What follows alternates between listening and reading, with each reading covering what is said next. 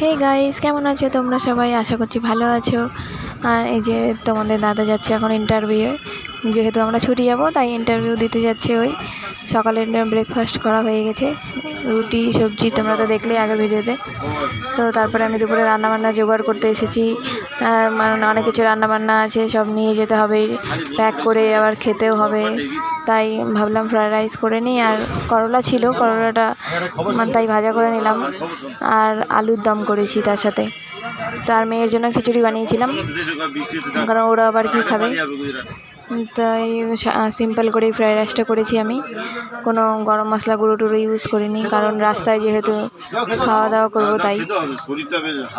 তো তোমাদের যদি ভিডিওগুলো ভালো লেগে থাকে অবশ্যই কিন্তু লাইক কমেন্ট শেয়ার করবে, আর একটা করে কমেন্ট করবে সুন্দর সুন্দর, তাহলে আমি ভিডিও করতে আরও ভালো লাগবে।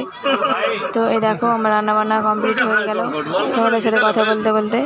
আর ট্রেনের মধ্যে কিন্তু অনেক আওয়াজ আসবে, তোমরা একটু ইগনোর করো, আমি ট্রেনে বসে ভিডিওটা এডিট করছি তাই। তো এইটা হচ্ছে ফাইনাল লুক।